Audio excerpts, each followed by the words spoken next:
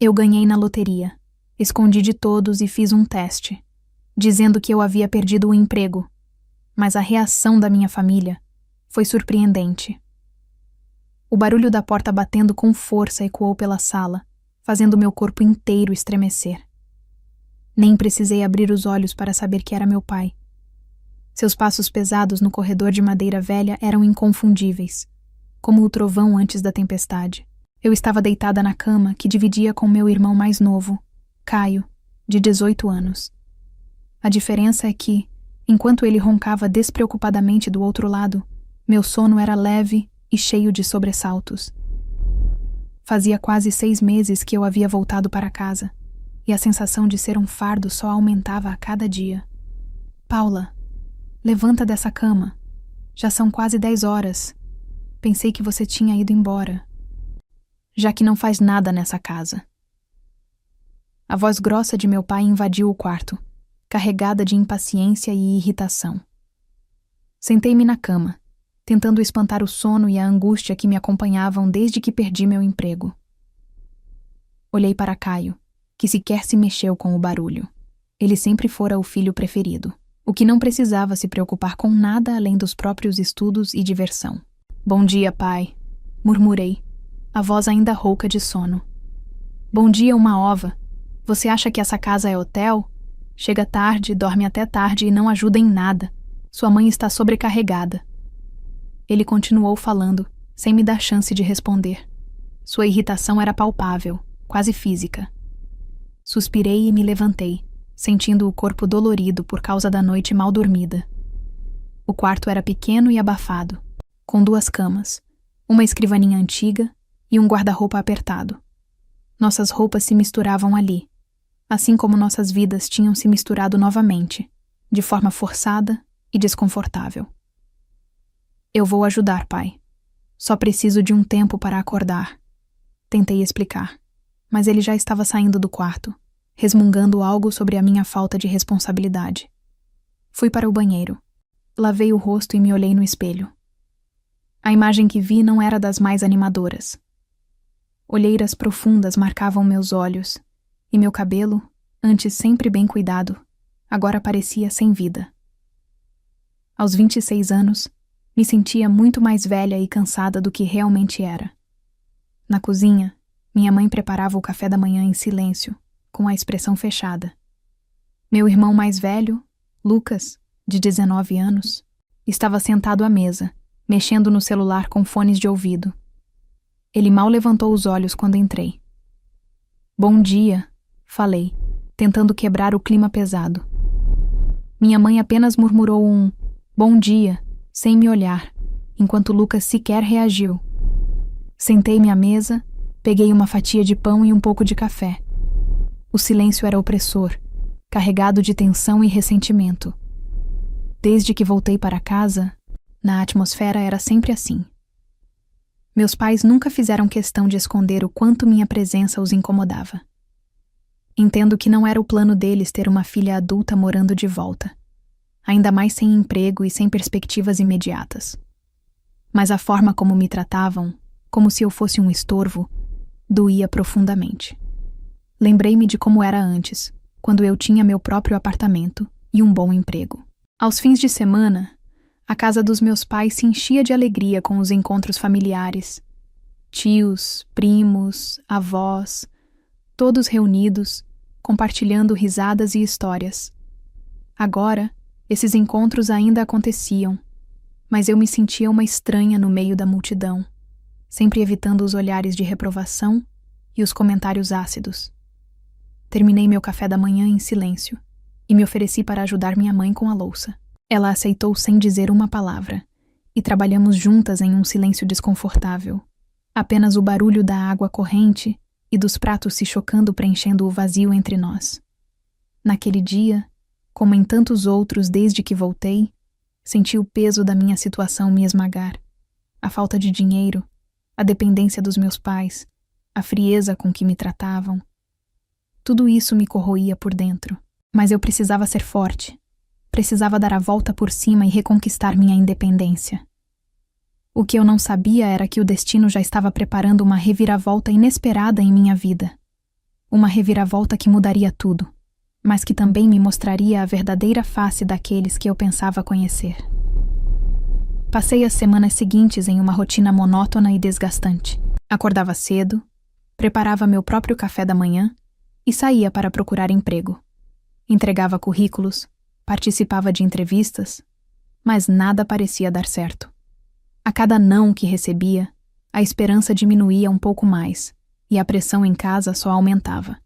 Meus pais não perdiam uma oportunidade de me lembrar do quanto eu estava atrasada na vida. Sua prima, com a sua idade, já tinha casa própria. Dizia minha mãe, com um tom de desaprovação. Você precisa se esforçar mais, Paula, repetia meu pai, como se eu não estivesse fazendo exatamente isso. Caio e Lucas, meus irmãos, agiam como se eu fosse invisível. Quando não estavam na faculdade, passavam o tempo jogando videogame ou saindo com os amigos. Não me dirigiam a palavra, a não ser para pedir algo ou reclamar de alguma coisa que eu tivesse feito. Em um dia particularmente difícil, depois de mais uma entrevista frustrada, passei em frente a uma casa lotérica. Lembrei-me de que tinha alguns trocados na bolsa, o suficiente para um bilhete. Nunca fui de jogar, mas naquele momento senti um impulso. Por que não? Pensei. Pior do que está não pode ficar. Entrei, escolhi alguns números aleatórios e comprei o bilhete. Guardei-o na carteira e segui para casa, sem dar muita importância ao que tinha acabado de fazer. A vida continuou em seu ritmo lento e doloroso. Uma semana depois, eu estava no meu quarto, navegando sem rumo na internet, quando me lembrei do bilhete de loteria.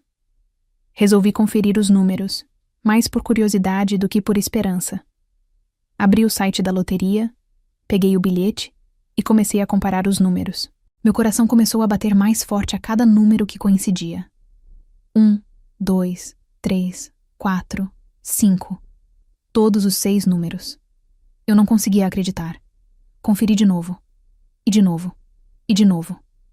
As lágrimas começaram a escorrer pelo meu rosto. Uma mistura de choque, incredulidade e alívio. Eu tinha ganhado. Alguns milhões. O suficiente para mudar minha vida para sempre. Fiquei ali, sentada na cama, olhando para o bilhete, tremendo.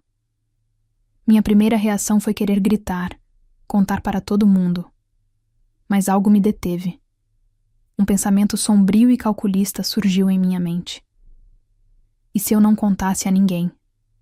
E se eu usasse essa oportunidade para descobrir o que as pessoas realmente pensavam de mim? Decidi fazer um teste. Um teste cruel, talvez, mas necessário. Esperei o próximo encontro da família, que aconteceria no fim de semana seguinte. Seria o aniversário do meu avô, e a casa estaria cheia, como de costume. No dia da festa, me arrumei com uma roupa simples e um sorriso forçado no rosto. A casa já estava cheia de parentes, todos conversando e rindo. Ninguém parecia notar minha presença, a não ser para me lançar um olhar de pena ou de desdém. Em um momento em que todos estavam reunidos na sala, respirei fundo e comecei meu teatro. Gente, preciso da atenção de vocês por 1 minuto, falei com a voz embargada. Todos se calaram e se viraram para mim. Eu fui demitida, anunciei, deixando as lágrimas falsas escorrerem pelo meu rosto. Não sei o que fazer. Estou sem dinheiro, sem perspectivas. Preciso de ajuda. Um silêncio constrangedor se espalhou pela sala. As pessoas se olhavam, desconfortáveis. Ninguém disse uma palavra. Ninguém me ofereceu ajuda. Vi a indiferença nos olhos dos meus tios, a pena disfarçada de preocupação no rosto da minha avó. Meus pais apenas balançaram a cabeça, como se já esperassem por isso. Foi a gota d'água. Naquela noite, quando todos foram embora, meus pais me chamaram para uma conversa. Paula, não dá mais, disse meu pai, sem rodeios. Você está atrapalhando a vida de todo mundo. Precisamos do seu quarto para guardar umas coisas. Você vai ter que dormir na despensa. A despensa era um cômodo pequeno e empoeirado, cheio de caixas velhas e móveis quebrados. Não tinha janela, e o cheiro de mofo era forte. Mas eu não discuti, apenas assenti, peguei minhas coisas e me mudei para o meu novo quarto. Enquanto me deitava em um colchão velho e empoeirado, em meio à bagunça e à sujeira, eu não sentia tristeza. Sentia raiva. Uma raiva fria e calculista. Eles tinham me mostrado quem realmente eram. Agora, era a minha vez de mostrar a eles quem eu era. O zumbido insistente do celular vibrando no chão de cimento tirou-me do torpor. Eu estava encolhida no colchão fino, o cheiro de poeira e mofo, impregnado em minhas narinas, e por um momento pensei em ignorar. Provavelmente era mais uma ligação de cobrança ou um e-mail de rejeição de emprego. Meus dias no depósito tinham se tornado um borrão de desespero silencioso e planejamento frio. Eu passava as horas acordada deitada no escuro, repassando na minha mente o rosto de cada um dos meus familiares no dia em que anunciei minha falsa desgraça. A indiferença deles alimentava a chama gelada que crescia dentro de mim. Com um suspiro cansado, estiquei o braço e peguei o aparelho. Um número desconhecido. Hesitei, mas a curiosidade foi mais forte. Alô? Atendi, a voz saindo mais fraca do que eu pretendia.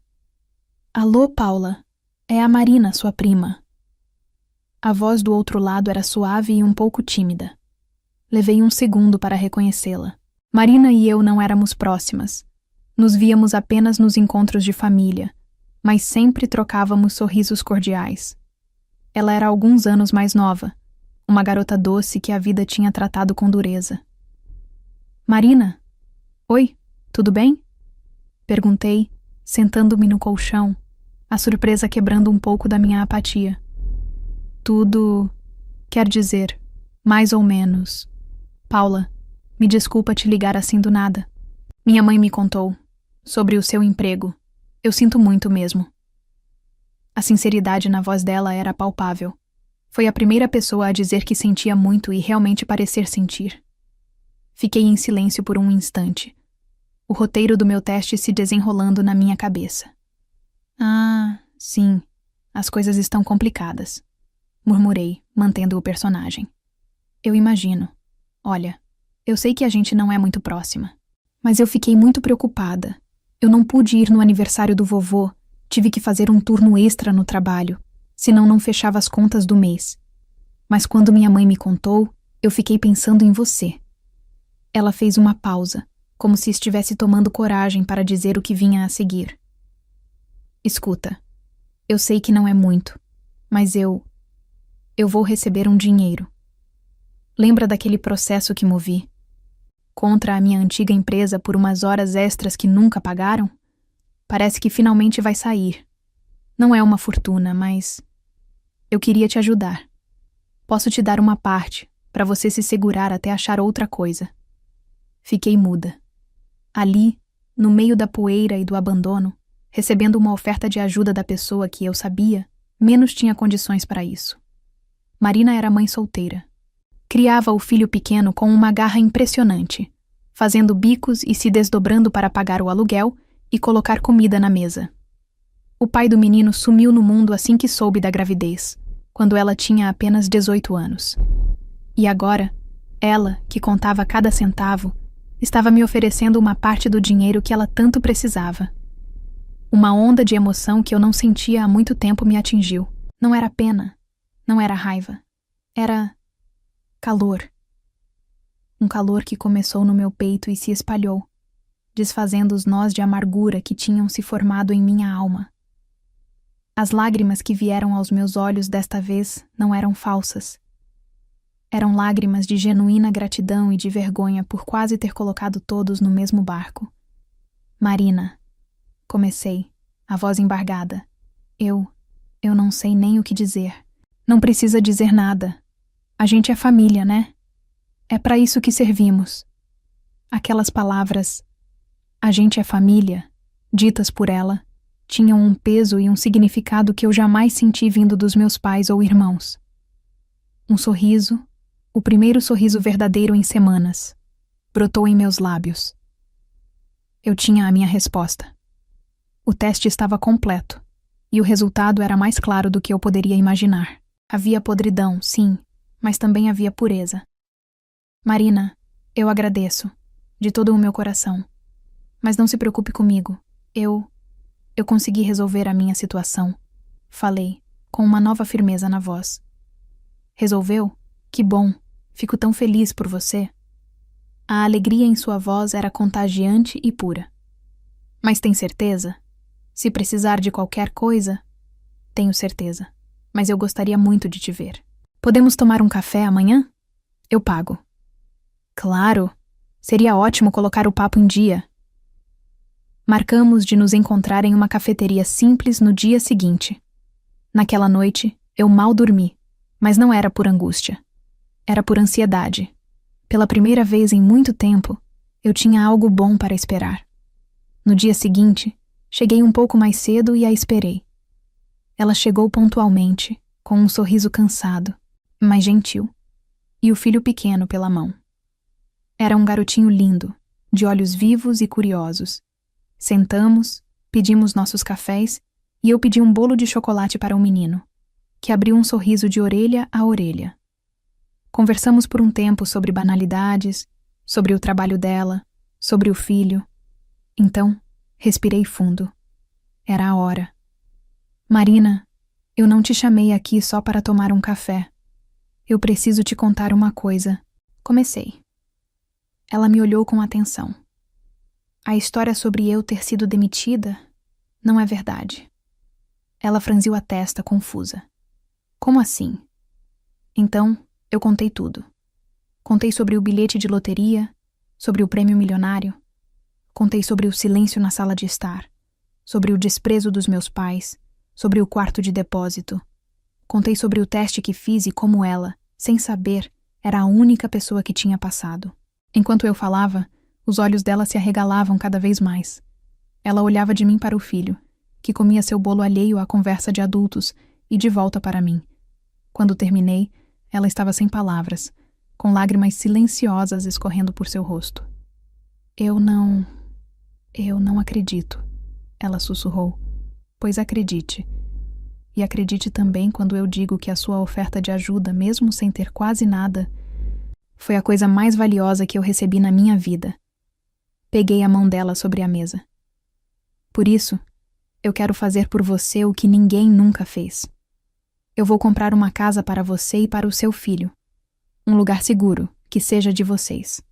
E vou criar um fundo para pagar todos os estudos dele, da escola até a faculdade. Marina desabou a chorar. Um choro de alívio, de choque, de felicidade. Ela tentava falar, mas as palavras não saíam. Apenas me abraçou forte, ali mesmo, no meio da cafeteria. Eu a abracei de volta, sentindo um peso enorme sair dos meus ombros. Eu não estava mais sozinha. Eu tinha encontrado a minha verdadeira família. O som da chave girando na fechadura da minha própria casa foi a melodia mais doce que eu já ouvi. Coloquei a última caixa no chão do imenso hall de entrada e me respirei fundo, sentindo o cheiro de tinta fresca e de recomeço.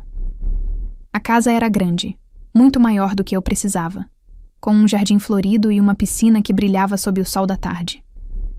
Eu havia passado a última semana organizando a mudança, tanto a minha quanto a da minha prima Marina, e pela primeira vez em meses, um sentimento de paz verdadeira me preenchia. A sensação de fechar a porta, de sabendo que ninguém iria entrar para me humilhar ou me fazer sentir como um fardo era indescritível. Deixei a casa dos meus pais sem alarde. Em uma manhã, enquanto todos dormiam, simplesmente chamei um carro de aplicativo, peguei as poucas caixas que tinha no depósito e fui embora. Não deixei bilhete. Não dei satisfação. Para eles, eu era apenas a filha problema que provavelmente tinha arrumado um sofá. Qualquer para se encostar. A indiferença deles me deu a cobertura perfeita para desaparecer de suas vidas sem questionamentos. O silêncio, no entanto, não durou muito. Cerca de 2 semanas depois, meu celular começou a tocar incessantemente. Primeiro foi minha mãe, depois meu pai. Em seguida, meus irmãos. Ignorei todas as chamadas. Logo, as mensagens de texto começaram a chegar. Uma enxurrada de pontos, de interrogação e acusações. Onde você se meteu? Por que não atende o telefone? Estamos preocupados. A preocupação deles, tão ausente quando eu realmente precisei, agora surgia de forma súbita e suspeita. A fonte da preocupação deles logo ficou clara. Um tio distante que trabalhava em um cartório viu os registros da compra da minha casa e da casa que comprei para Marina. A notícia se espalhou pela família como fogo em palha seca. A filha fracassada, a que dormia em um depósito, de repente era dona de uma mansão. O quebra-cabeça não se encaixava na cabeça deles. Então, eles apareceram na minha porta, sem avisar. Eu estava no jardim, tomando um suco e lendo um livro, quando o interfone tocou. Pela câmera vi os 4. Meu pai, minha mãe e meus 2 irmãos.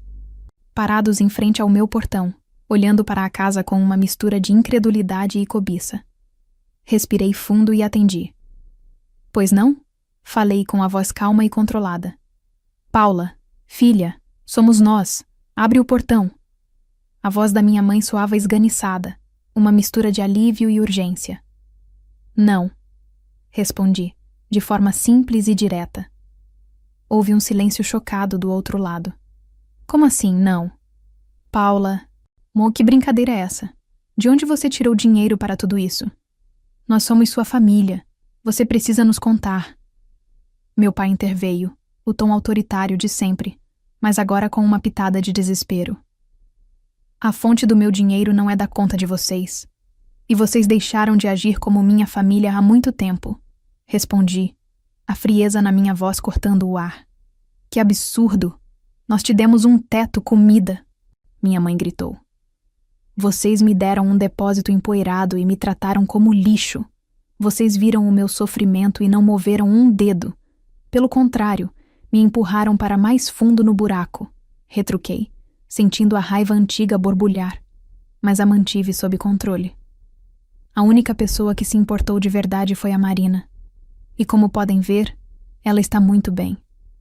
Ela e o filho dela são os únicos, daquela família que são bem-vindos aqui. Isso é cruel, Paula. Meu irmão Lucas, que mal falava comigo, resolveu se manifestar. Você tem tudo isso e não vai dividir com a gente? Com seus próprios pais e irmãos? Eu ri. Uma risada curta e sem humor. Cruel? Cruel foi o silêncio de vocês quando eu pedi ajuda.